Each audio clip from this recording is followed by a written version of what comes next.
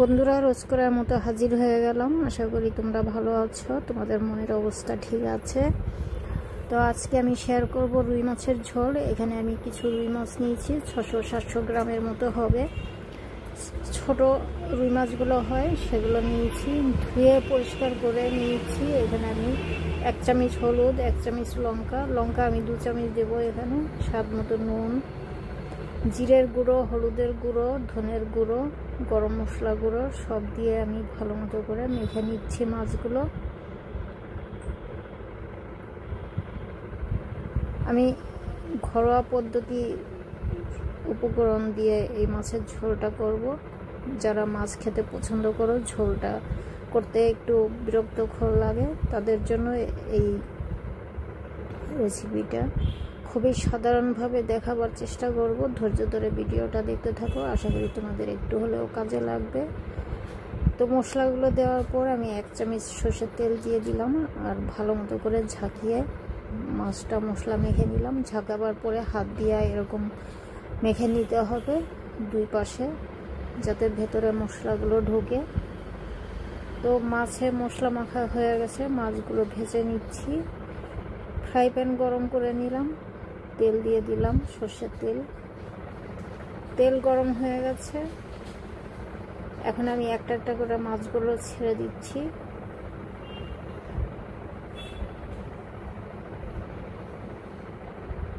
এই তো মাছগুলো ছেড়ে দিলাম। প্যানটা ভালো মতো করে গরম করে নিতে হবে, নইলে তলায় ধরে যাবে, মাছগুলো উল্টো করার সময় ভেঙে যাবে, এটা মনে রাখতে হবে। এক পাশ হয়ে গেছে, উল্টো করে দিচ্ছি।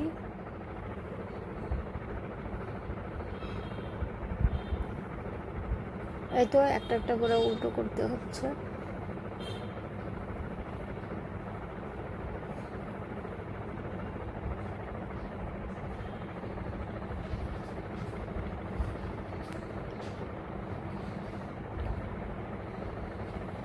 তো আবার আমি বলে দিচ্ছি, যারা মাছ খেতে পছন্দ করো আর ঝামেলার জন্য মাছ বানাতে চাও না, তাদের জন্য এই ভিডিও। তো খুবই সহজ আর খুব কম সময়ের মধ্যে হয়ে যায়।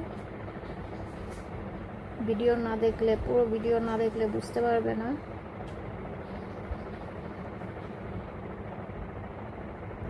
আমার মতো এইভাবে যদি মাছের ঝোল করো তো তোমাদের রোজ করতে ইচ্ছা করবে।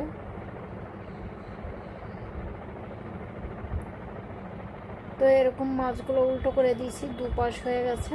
এই সাইডগুলো আমি এরকম চামিচ দিয়ে আর খুন্তি দিয়ে দাঁড় করিয়ে দিচ্ছি, কারণ সব সাইডে চারো সাইড ফ্রাই করার দরকার আছে, নইলে মাছের একটা গন্ধ থাকে কাঁচা, সেটা যেন না লাগে।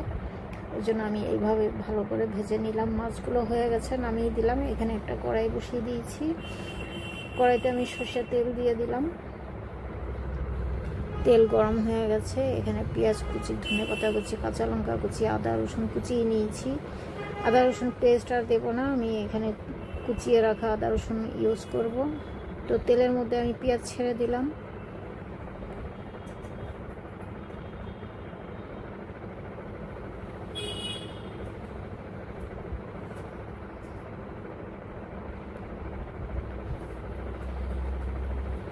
আদা রসুন কুচি অ্যাড করে দিলাম।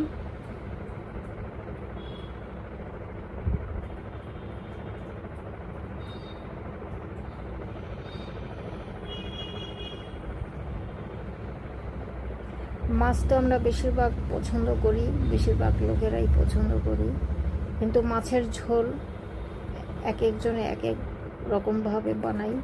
তো আমার মতো একবার ট্রাই করে দেখো, ভালো লাগবে। এখানে 2 চামচ ধনের গুঁড়ো, 1 চামচ লঙ্কার গুঁড়ো, 1 চামচ হলুদের গুঁড়ো, 1/2 চামচ জিরের গুঁড়ো সব আমি মিক্সড করে জল দিয়ে মিশ্রণ বানিয়ে নিচ্ছি একটা।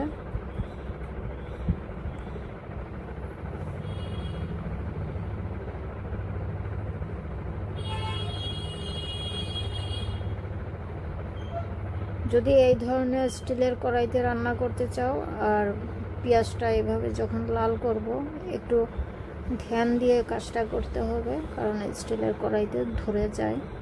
গ্যাসের ফ্লেম লো করে তবেই পেঁয়াজটা লাল করার দরকার। নাহলে এক সাইড পুড়ে যাবে আর এক সাইড কাঁচা থেকে যাবে। পেঁয়াজ হালকা লাল হয়ে গেছে, এই পর্যায়ে আমি টমেটো কুচি অ্যাড করে দিলাম। এখানে মিডিয়াম সাইজে একটা টমেটো, চাইলে তোমরা টমেটোর পরিমাণ বাড়াতে পারো। আমি এখানে টমেটো, রেড চিলি, গার্লিকের পেস্ট ইউজ করব বলে আমি একটাই টমেটো ইউজ করছি। তো এই যে গুলে রাখা মশলা, এটা আমি উষ্ণ গরম জল দিয়ে গুলে রেখেছিলাম, অ্যাড করে দিলাম।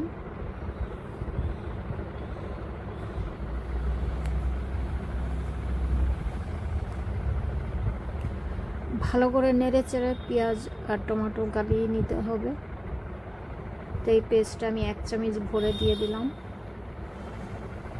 এটা দিলে খেতে আর দেখতে টেস্ট অনেক বেশি বেড়ে যায় আর দেখতেও খুব ভালো লাগে, কারণ এটাতে ঝাল লঙ্কা আর কাশ্মীরি রেড চিলি দুটো মিক্সড করে আর টমেটো, গার্লিক, সরষের তেল দিয়ে আমি পেস্ট বানিয়ে রেখে দিই। তো যখনই এই ধরনের রেসিপিগুলো বানাই 1 চামচ করে আমি ইউজ করি, চাইলে তোমরা করতে পারো। খুব ইজি আর কাজ খুব তাড়াতাড়ি হয়ে যায়, আলাদা করে আর মশলা বানাতে হয় না। এখানে আমি 2 কাপ জল, উষ্ণ গরম জল ইউজ করলাম। মশলা আমি ভালো মতো করে কষিয়ে নিয়েছিলাম।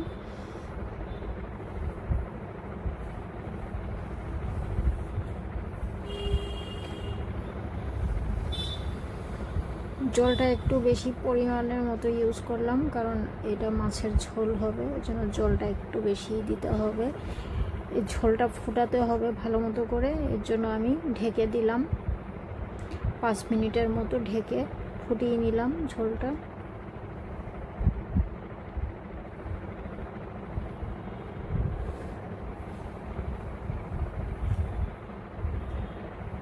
এখানে আমি কাঁচা লঙ্কা কুচি ইউজ করলাম, চাইলে তোমরা কাঁচা লঙ্কা লম্বা করে কেটে দিতে পারো। আমি 1 চামচ দুবার দিয়েছি, হাফ চামচ 1 চামচ। আর এখানে লেবুর রস, 2টো লেবুর রস আমি চিপে রেখেছিলাম, এটা অ্যাড করে দিলাম।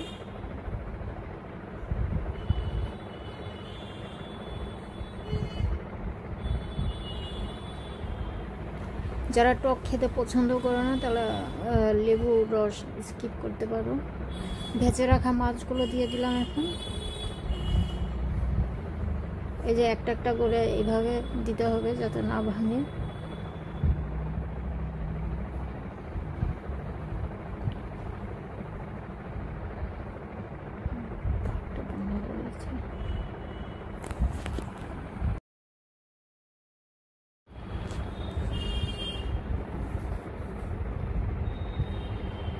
তো মাছগুলো দেওয়ার পরে আমি ঢেকে দিয়েছিলাম 10 মিনিটের জন্য। 10 মিনিট পর ফিরে এসেছি।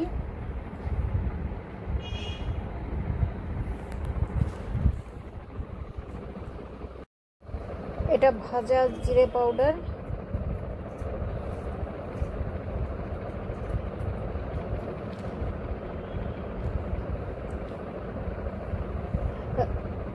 পুরনো জিরে পাউডার ইউজ না করলেই ভালো। যদি সঙ্গে সঙ্গে ভেজে জিরেটাকে পাউডার করে নেওয়া যায়, এটার ফ্লেভার অনেক বেশি পাওয়া যায় আর খেতেও টেস্ট হয় অনেক। আমি একবার নুন চেক করে দেখলাম, নুন ঝাল সব কিছু একদম ঠিক হয়েছে, হয়ে গেছে। আমি নামিয়ে দিলাম। তা দেরি কেন, তোমরাও করে ফেলো এইভাবে রুই মাছের ঝোল। দুপুর টাইমে এরকম রুই মাছের ঝোল যদি 1 বাটি পাওয়া যায় লাঞ্চের টাইমে, তো সবাই খুব খুশিতে প্লেটের ভাত শেষ হয়ে যায়। তো এমনভাবেই আমি এই ঝোলটাকে বানিয়ে তোমাদের সঙ্গে শেয়ার করার চেষ্টা করেছি। আশা করি তোমাদের ভালো লাগবে। আর যদি ভালো লাগে লাইক অ্যান্ড শেয়ার করবে, সাবস্ক্রাইব করবে, কমেন্টস করবে কেমন লেগেছে।